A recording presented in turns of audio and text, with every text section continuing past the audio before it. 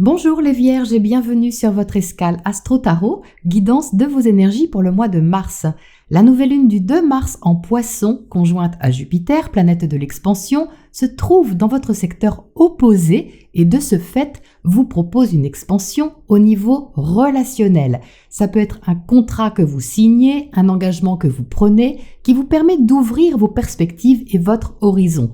En sextile à Uranus, planète de la nouveauté, vous pourriez mettre en place quelque chose de libérateur ou différent de d'habitude, ou encore vous former ou vous ouvrir à une nouvelle vision des choses. Une concentration de planètes va mobiliser de nouvelles forces à déployer sur ce cycle lunaire. Neptune, planète du rêve et de l'idéal qui maîtrise cette lunaison, reçoit la triple conjonction Vénus, Mars, Pluton en Capricorne. Ça, c'est une poussée, les Vierges, une poussée de volonté, de confiance, d'intensité pour changer quelque chose et vous affirmer. Affirmer un projet, affirmer vos sentiments, votre créativité, vos valeurs, votre talent. Enfin, la palette est large et vous pouvez, avec ces couleurs, peindre un beau tableau. L'autre conjonction, c'est celle de Mercure à Saturne en Verseau qui passe dans votre secteur du travail quotidien et de votre santé. Une nouvelle organisation personnelle est à mettre en place dans votre vie de tous les jours. Vous pourriez par exemple prendre une décision qui impacte vos habitudes et votre façon de gérer les choses. Ça, c'est pour la proposition de base. Les planètes vont ensuite bouger et Vénus et Mars, les amoureux du zodiaque, vont entrer ensemble en Verseau le 6 mars. Voilà qui va dynamiser votre activité, soit professionnelle, soit physique. Vous pourriez chercher à vous investir dans quelque chose de motivant qui vous plaît et apporte plus de valeur à votre bien-être au quotidien. Le 10, Mercure va entrer en Poisson dans votre secteur opposé, ce qui va favoriser les échanges privilégiés ou les contrats. Dans cette position, votre planète maîtresse vous fait face.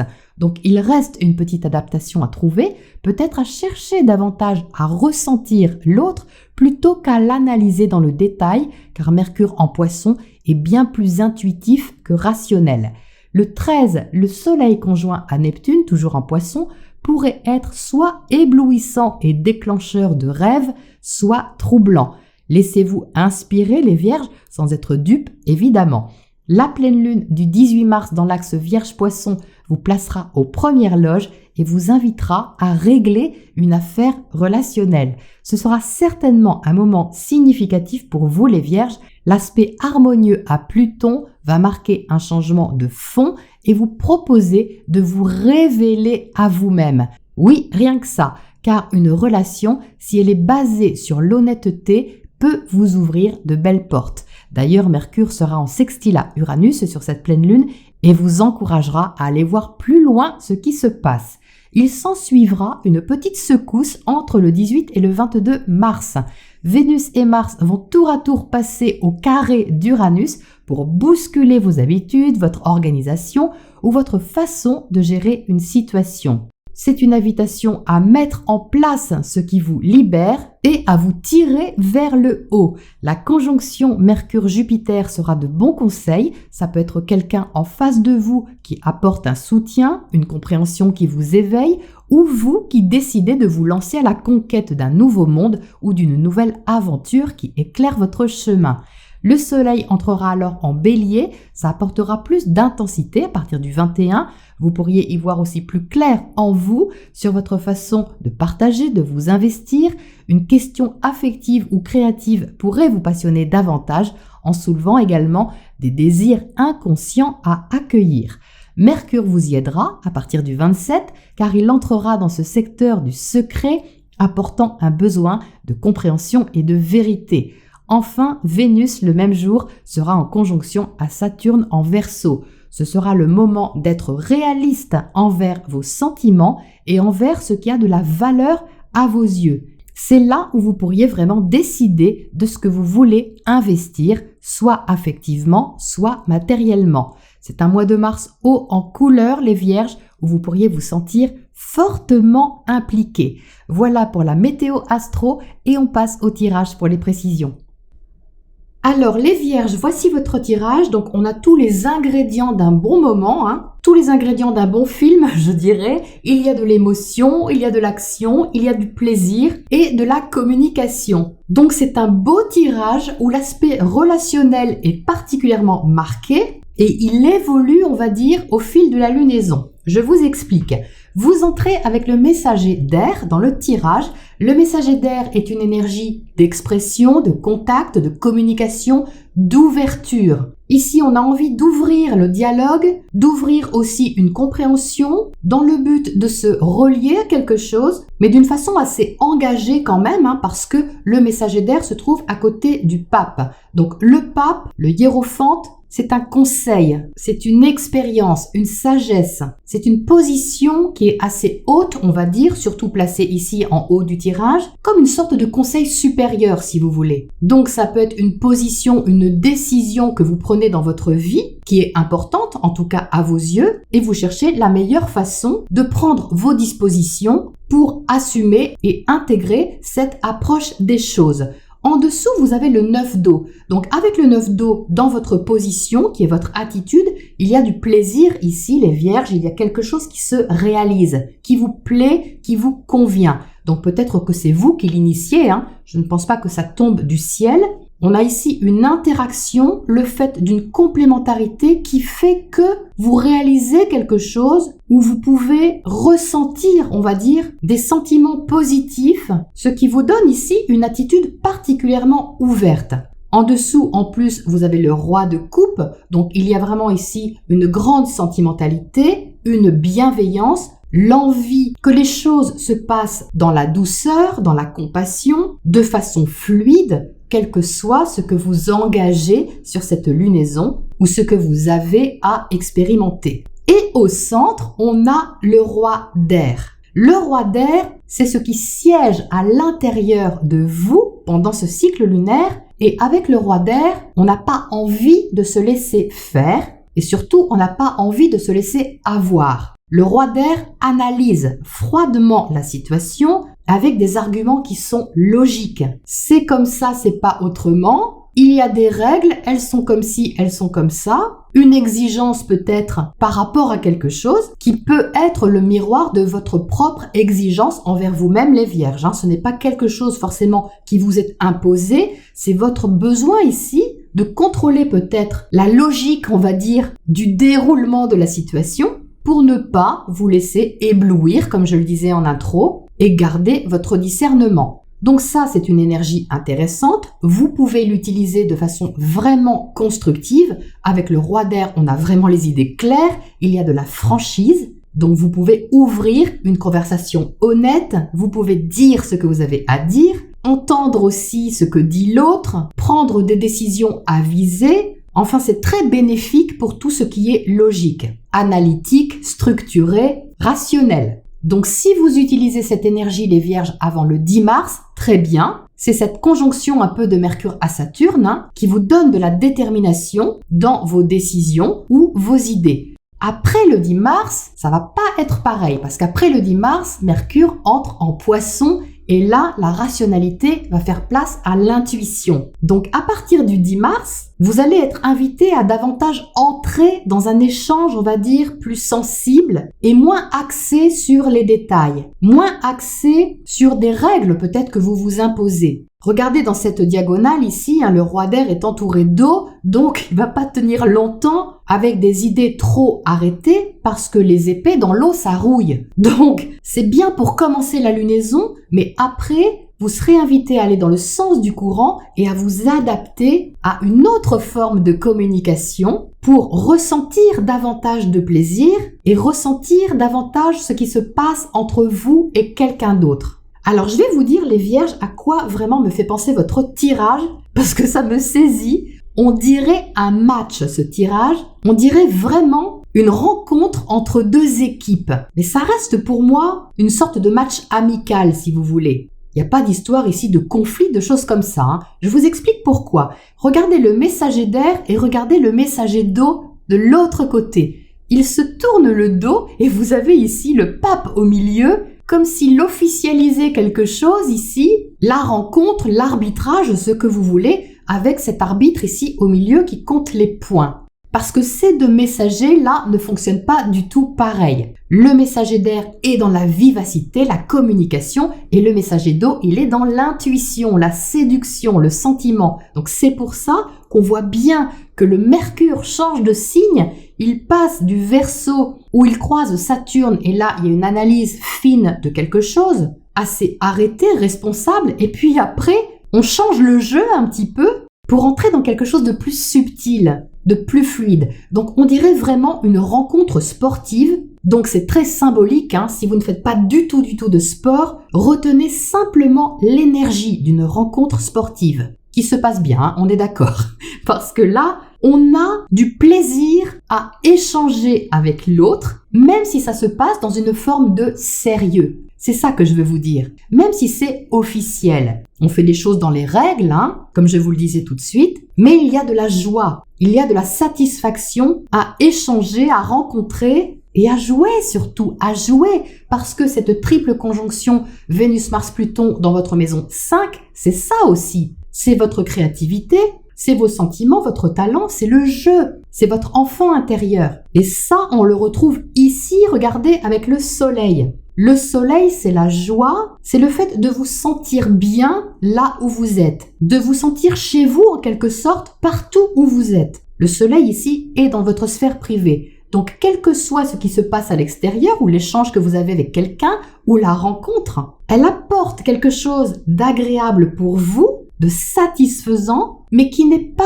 axé sur quelque chose d'éphémère. C'est plus important que ça peut commencer par quelque chose de plaisant, mais au-delà de ça, il y a quelque chose à construire à partir de ça. Peut-être un lien aussi à consolider. Et là, je vous dis ça parce que là, on a deux rois. On a à nouveau un effet miroir, on l'a ici et on l'a ici. Sauf que les deux rois ici, ils sont à égalité, d'ailleurs les deux messagers aussi, hein. Ils ne sont pas dans la même énergie, mais ils sont dans la même intensité. Ce sont deux messagers, donc ils ont la même mission, on va dire tous les deux, c'est-à-dire d'aller vers l'autre. Sauf que l'un y va par la communication et l'autre y va par le sentiment. Mais tous les deux ont le désir de se relier à l'autre. Et les rois qui sont là sont plus dans une énergie qui est constructive, plus aboutie si vous voulez. Alors avec le soleil entre les deux, on a un besoin de réunifier, vous voyez, deux énergies différentes qui sont complémentaires. Et là, on retrouve bien cette conjonction